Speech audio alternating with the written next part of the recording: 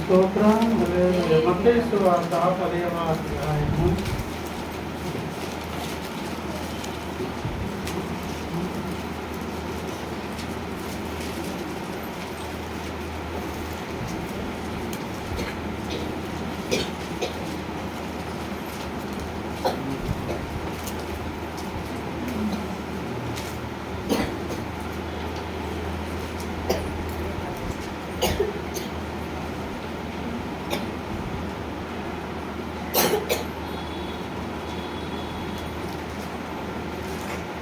10వ అధ్యాయం 26వ వచనం.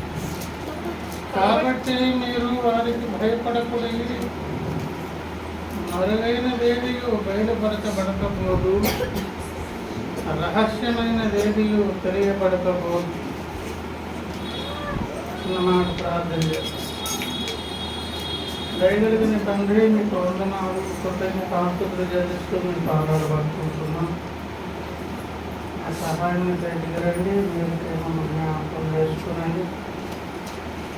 చదువుబడినటువంటి లేఖనం ద్వారా అవసరమైన కొన్ని మాటలు మనకు అనుసరించి మీరు ఇచ్చేటటువంటి జీవనంలో బాధపంపుడు పొందినట్లుగా ఈ మంచి సమయాన్ని మాకు ఆశీర్వాదకరంగా మరిచి మహిమ కనుక ప్రభావాలు మరి పొందుకొని మీ జీవనంలో మా పాపలు చేయమని తండ్రి కుమార పరిశుద్ధాత్మ నామని వేస్తున్నాము. ప్రార్థించి విన్నపాలు స్వతంత్రించుకుంటున్నాం. తమ తండ్రి ఆమె దేవుని స్తోత్రం. స్త్రీలారా, చదవబడినటువంటి లేఖన భాగాన్ని గమనించినట్లయితే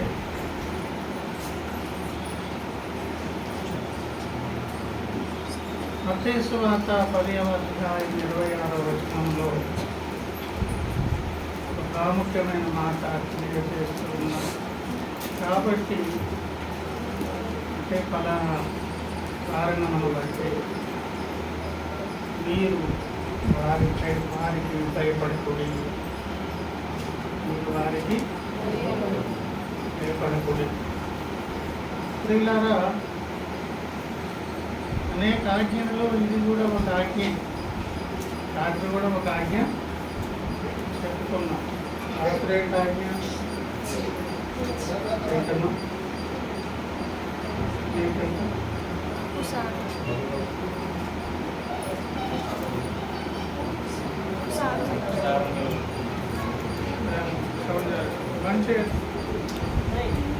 అధ్యాయం 26వ వచనంలో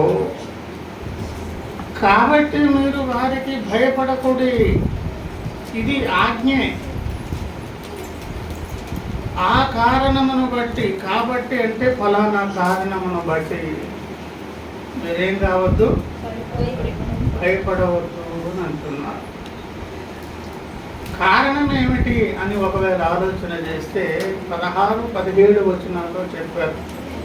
ఇదిగో తోడేళ్ళు మధ్యకు గొర్రె పిల్లలను పంపినట్టు నేను మిమ్మల్ని పంపుచున్నాను కనుక అని అంటే, ప్రియులారా, భక్త జనాంగం అనేటటువంటి వారు, అమ్మ మీరు మ్యూట్లో పెట్టండి. భూమి మీద దేవుని క్రీస్తు సంఘం అనేది ఎవరి మధ్య బ్రతుకుతుందో తెలుసా? తోడేళ్ళ మధ్య గొర్రె పిల్లల వల్లే బ్రతుకుతూ ఉన్నారు. ఎవరి మధ్య ఉన్నామంట? అక్షరార్థంగా తోడేళ్ళు గొర్రె పిల్లలు కలిసి సహవాసం చేయవు. అలాగేదైనా తోడేళ్లకు గొర్రె పిల్లలు దొరికితే అది ఆ రోజు ఆహారం అయిపోతుంది. హాని చేసే క్రూరమైనటువంటి శక్తి కలిగినటువంటి తోడేళ్ళు అయినా చాలా ప్రమాదకరమైనటువంటి. అంటే దేవుడు తన సంఘాన్ని నిర్మాణం చేస్తూ ఉంటే దుష్టుడు ఒక సమూహాన్ని, అధిక సంఖ్యాకులను, ఈ మనుషులని తోడేళ్లుగా తయారు చేస్తూ ఉంటారు. ఒక ప్రక్క దైవ కార్యం ఏం చేస్తుంది చెప్పండి? తన సంఘమును దేవుడు నిర్మాణం చేస్తున్నాడు. దేవుడు దుష్టుడు ఏం చేస్తున్నాడు చెప్పండి? మానవుల యొక్క హృదయాలను, మనుషులుగా కాదు, క్రూరమైన తోడేలుగా తయారు చేస్తున్నారు. కనుక ఇప్పుడు దేవుడు అంటున్నారు, వారికి మీరు భయపడకూడి. ఈ భయం అనేది కూడా దుష్టుల యొక్క అనేక ప్రమాదకరమైన ఆయుధాలలో ఇది ఒక ఆయుధము.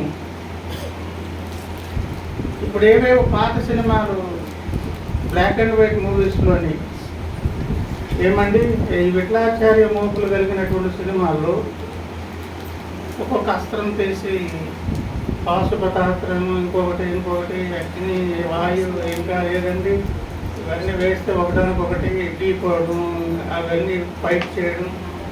ఒకదేమో అగ్ని, ఇంకోటేమో వాటర్ వేసి దాన్ని కూల్ చేయడం, ఆఫ్ చేసేయడం, ఇలాగేమేమి ఉంటాయి కదండి. దుష్టుల దగ్గర ఎన్నో అస్త్రాలు, ఆయుధాలు ఉన్నవి. అందులో ఒక ప్రధానమైన ఆయుధం పేరు భయపెట్టడం. ఏంటది? అది మానవుని యొక్క నిర్మాణంలో లేదు. ప్రారంభంలో మనస్సు అనే ఒక ప్రత్యేకమైనటువంటి కీలకమైన అవయవంలా పనిచేసే ఒక క్రొత్తది, అది వరకు లేనిది ప్రతి మనిషి లోపల తయారైనట్లు భయం అనేది కూడా క్రొత్తగా ఒక ఏమంటారు, విషమ పరిస్థితులలో అది బయటకు వచ్చింది. మనసు అనేది శరీరంలో అవయవమా? కాదు. మనసు అనేది అవయవం కాదు, కానీ ఒక అవయవంలా మనలో పనిచేసేది. అలాగే భయం అనేది లేదు. ప్రారంభంలో దేవుడు సృష్టి చేసినప్పుడు ప్రశాంతంగా, ఆనందకరంగా, సంతోషంగా చల్లపూట దేవునితో ఆనందిస్తున్నారు. చక్కగా ఆదామగులు సంతోషిస్తున్నారు. ఏం కావాలో తింటున్నారు. ఏ చీపు చింత